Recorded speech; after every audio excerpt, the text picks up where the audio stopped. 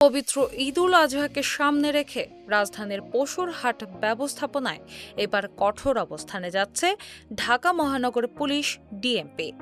রাজধানীতে যানজট, চাঁদাবাজি, পশু ছিনতাই, অবৈধ হাট এবং জোরপূর্বক পশুবাহী ট্রাক অন্য হাটে নেওয়ার মতো অভিযোগ ঠেকাতে একগুচ্ছ বিশেষ নির্দেশনা জারি করা হয়েছে। ডিএমপি জানিয়েছেন, এবার অনুমোদিত সীমানার বাইরে কোনো পশুর হাট বসতে দেওয়া হবে না। জিরো টলারেন্স নীতিতে মাঠ পর্যায়ের কর্মকর্তাদের কাজ করার নির্দেশ দেওয়া হয়েছে। এমনকি এক হাটের জন্য আনা পশু বা ট্রাক জোর করে অন্য হাটে নেওয়ার চেষ্টা করা হলে সংশ্লিষ্টদের বিরুদ্ধে ছিনতাই মামলা করা হবে বলেও জানানো হয়েছে। গত সোমবার ও মঙ্গলবার ডিএমপি সদর দপ্তরে আয়োজিত 2 দফার সমন্বয় সভায় এসব সিদ্ধান্ত নেওয়া হয়। সভায় পুলিশের বিভিন্ন ইউনিট, গোয়েন্দা সংস্থা, সিটি কর্পোরেশন, প্রাণী সম্পদ অধিদপ্তর, fire service, Bangladesh bank, highway police, tanners association এবং পশুর হাটের ইজারাদাররা অংশ নেন।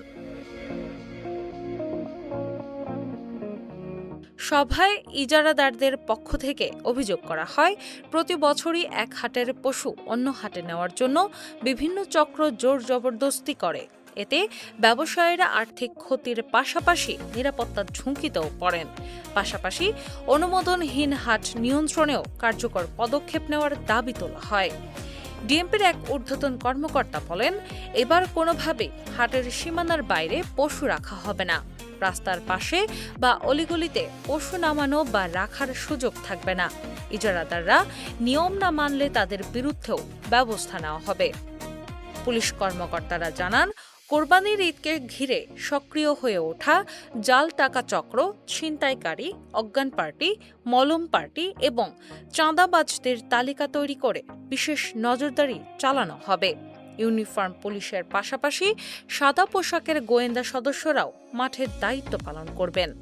ডিএমপির মিডিয়া অ্যান্ড পাবলিক রিলেশনস বিভাগের উপপুলিশ কমিশনার এন.এম. নাসিরুদ্দিন জানান, রাজধানীর প্রতিটি অনুমোদিত পশুর হাটে অস্থায়ী পুলিশ কন্ট্রোল রুম স্থাপন করা হবে। বড় হাটগুলোতে ওয়াচ টাওয়ার, সিসিটিভি ক্যামেরা এবং সার্বক্ষণিক মনিটরিংয়ের ব্যবস্থাও থাকবে।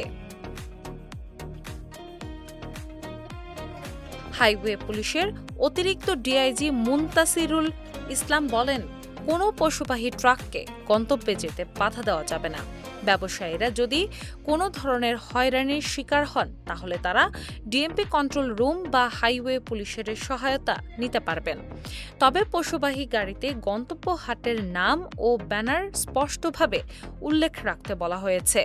ডিএমপি সূত্র জানায়, এবার পশুবাহী ট্রাকের জন্য আলাদা ট্রাফিক পরিকল্পনা করা হয়েছে।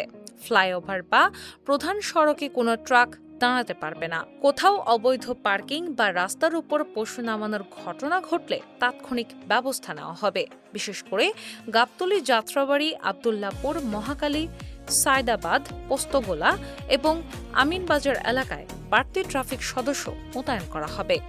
যানজট কমাতে প্রয়োজনে কিছু সড়কে ওয়ান ওয়ে চলাচল নিশ্চিত করা হবে। ডিএমপি কমিশনার মোসলেউদ্দিন আহমদ বলেছেন, ঈদকে ঘিরে রাজধানীর মানুষ যেন নির্বিঘ্নে চলাচল করতে পারেন সেটি এবার সবচেয়ে বড় লক্ষ্য। তাই সড়কে কোনো বিশৃঙ্খলা বরদাস্ত করা হবে না। পাশাপাশি জাল টাকা শনাক্তকরণ মেশিনও বিভিন্ন পশুর হাটে রাখা হবে। এদিকে ঢাকা উত্তর সিটি কর্পোরেশনের এক্সিকিউটিভ ম্যাজিস্ট্রেট মারুফা বেগম নেলি জানিয়েছেন, অনুমোদন ছাড়া কোথাও হাট বসানো হলে বা পশুবাহী ট্রাক টানাটানির সুনির্দিষ্ট অভিযোগ পাওয়া গেলে ভ্রাম্যমাণ আদালতের মাধ্যমে দ্রুত ব্যবস্থা নেওয়া হবে। ডেস্ক রিপোর্ট, বাংলাবাজার পত্রিকা।